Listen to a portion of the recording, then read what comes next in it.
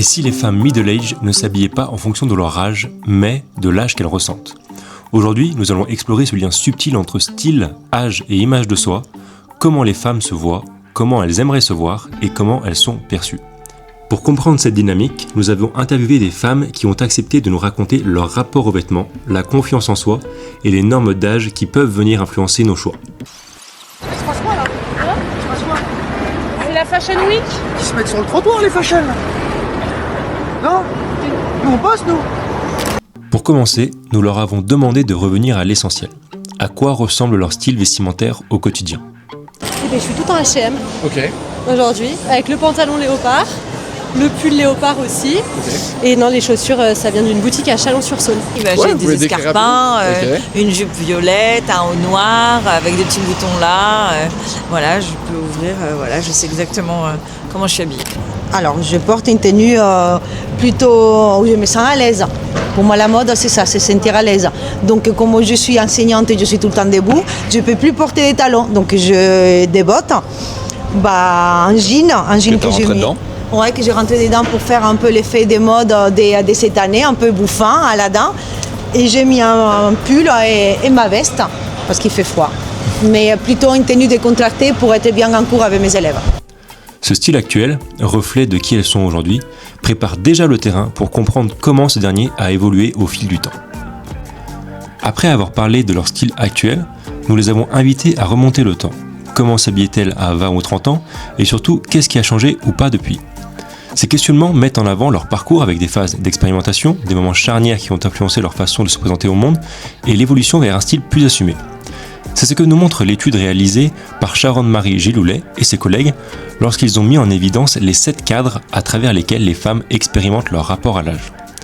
C'est l'occasion de comprendre non seulement leurs vêtements d'hier, mais aussi les événements de vie qui ont façonné leur rapport au style.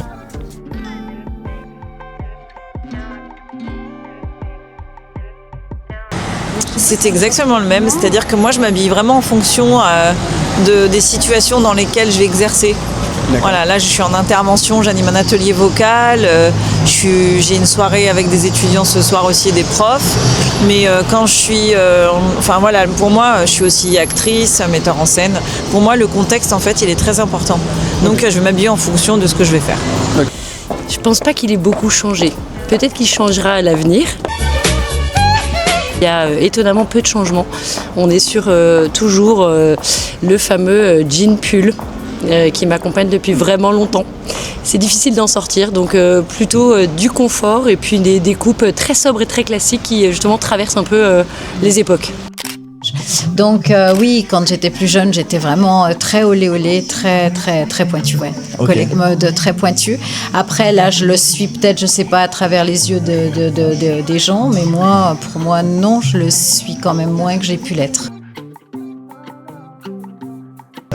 Je pense que non, j'ai l'impression que j'ai toujours évolué au fil des années en fonction des collections, mais... de ce qui se fait, mais toujours en restant fidèle à vous-même. Voilà. Peut-être le travail. Alors, ça a changé peut-être par rapport au travail, que j'essaye de faire attention par rapport au travail avec des jeunes, donc il faut faire toujours attention. Mais même quand j'étais enceinte, que j'avais pris 25 kilos pour ma grossesse, que j'étais énorme, je n'ai pas changé mon style. J'essayais toujours de trouver chez Zara des tailles plus grandes, mais toujours essayer de m'habiller comme je m'habillais avant. Il y a des moments charnières, oui. Il y a effectivement les grossesses, mais finalement, c'est pas vraiment un changement de style. C'est plutôt qu'on s'accoutre un peu comme on peut, plutôt sur les derniers de mois, donc c'est très court. Mais oui, ça fait partie des moments où on change un peu de vêtements, un peu plus amples, les fameux jeans de grossesse. Bon, mais c'est un peu délirant, donc on est content de les tester. Après, c'est vrai que ça me fait vraiment suer de changer ma garde-robe si je dois prendre, je sais pas quoi, 5-10 kilos parce que c'est la vie. C'est vrai que c'est quelque chose qu'on appréhende. On dit, moi, j'ai pas envie de changer mes habits que j'aime bien, dans lesquels je me sens bien, parce qu'il faudra le faire. Donc j'aimerais que ça ne m'arrive pas. Mais je porte beaucoup les jupes longues parce que j'ai un problème de santé qui m'oblige à porter des bottes où c'est un problème du cœur.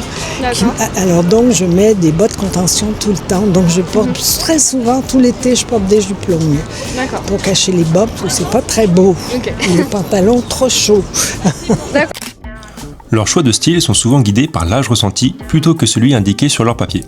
C'est ce que Denis Guillot démontre dans son étude. Il appelle cela la tendance d'âge subjectif, se sentir plus jeune que son âge réel.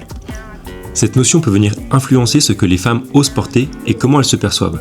Les grandes transitions de vie, comme un nouvel emploi, une maternité, un déménagement modifient la manière dont elles se définissent et donc le style adopté. Pour aller plus loin, nous leur avons demandé ce qui guide vraiment leur choix lorsqu'elles s'habillent. Qu'est-ce qui compte le plus au moment d'attraper une tenue le matin ? Le confort, la coupe, le prix, les matières, l'image qu'elles veulent renvoyer ou encore le regard des autres. Et puis il y a un autre aspect, parfois plus sensible, les remarques liées à l'âge.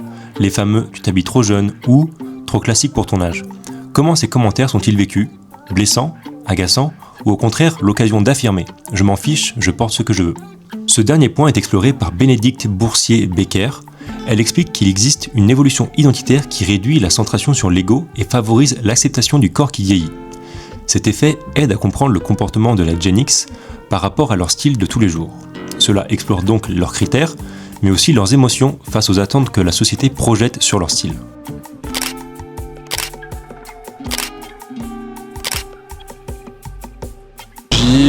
L'environnement, oui, surtout, l'écologie, les couleurs, le confort. De toute façon, moi, les matières, elles sont importantes, donc je ne vais pas mettre n'importe quoi.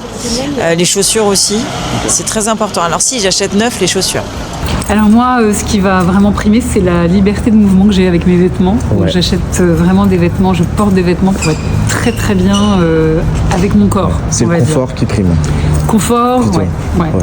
Je vais rechercher la souplesse, je bouge beaucoup, je me déplace, j'ai pas envie d'être serré, j'ai pas envie d'être étriqué.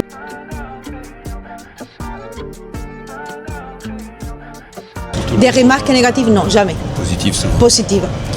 Ouais, et ça me flatte parce que mes élèves, quand je leur dis que j'ai 50 ans, ils disent madame, vous 50 parce que je préfère me lever 1 heure avant. Je mets mon réveil toujours pour essayer comment je vais m'habiller, comment ah non ça va pas. Non, toujours des remarques positives. Ouais. Après, des remarques, oui, par mon fils, qui peut-être des moments me dit mais maman, tu t'habilles comme une Jones. Mais bon, après. Ça vous fait changer d'avis parfois qu'ils disent ça ? Non, pas du tout. Non, pas du tout. Non. Oui. Style. Ah bah oui. Oui, sans doute, quand quelqu'un, mais il faut que cette personne, elle soit un peu crédible aussi, mais effectivement, quand on dit non, franchement, telle forme de pull, ça ne te va pas, c'est pas bon, on se dit, tiens, j'avais jamais remarqué, mais c'est vrai, donc on évite après. Pour terminer, nous leur avons posé une question simple, mais qui offre souvent des réponses très fortes. Quels conseils donneriez-vous à la vous de 25 ans ? Cette dernière partie se déploie comme un regard intime sur le passé, rapide et sincère, presque comme une série de confidences. On y entend des phrases fortes et directes telles que « ose plus »,« fais-toi plaisir »,« arrête de te cacher » ou encore « ne t'habille pas pour plaire aux autres ». De m'aimer plus. Je pense de me regarder un peu plus. Je pense que quand j'avais 20 ans, je ne me regardais pas autant. Allez, c'est la première chose, c'est pas grave. Et maintenant, je me regarde un peu plus. Peut-être que c'est l'âge que j'ai envie à mes 50 ans de plaire un peu plus, non, de me faire plaisir à moi-même, pas de plaire aux autres. Ah, quelqu'un qui n'ose pas, je lui dirais qu'est-ce que tu risques ? Après tout, ose. Et puis on verra bien. Allez, essaye ça et puis je te dirai. Et puis montre à tes enfants, et puis montre à tes amis. De s'aimer. De s'aimer à travers ce qu'elle doit. Et surtout d'oser, parce qu'en fait le vêtement ça reste un plaisir, c'est de l'amusement, c'est quelque chose qu'on peut changer tous les jours, donc il faut oser. Oui, il y en a quand même quelques-unes, oui, qui souvent disent « bah non, je suis trop vieille pour porter ça », donc je me mets en parallèle avec elles, je leur dis « bah écoutez, moi je suis comme vous, et voilà, donc j'essaye de prendre la place, de leur expliquer, La science confirme ce que beaucoup ressentent. Oser, se faire plaisir et rester fidèle à soi-même est plus important que de suivre des codes liés à l'âge. C'est ce que démontrent Marika Tigman et Catherine Lacey dans leur étude où les femmes middle-age ne renoncent pas à s'habiller avec goût, mais redéfinissent ce que cela signifie pour elles. Au fil des témoignages, un fil rouge se dégage. Avec le temps, les femmes gagnent en assurance, en liberté et en capacité à s'habiller pour elles plutôt que pour répondre à des codes extérieurs. Le confort, la qualité, le plaisir et l'expression de soi reviennent sans cesse, tandis que le regard des autres prend progressivement moins de place. De plus, ces expériences résonnent avec plusieurs recherches. Les études en psychologie du style montrent que l'habillement influence directement le sentiment de confiance et que la perception de l'âge dépend davantage de l'attitude et de l'estime de soi que des vêtements eux-mêmes. Au fond, le style change avec l'âge, mais surtout avec la manière dont on se regarde soi-même. Les vêtements deviennent un outil d'expression, de confiance et d'authenticité plus qu'un simple reflet de l'âge.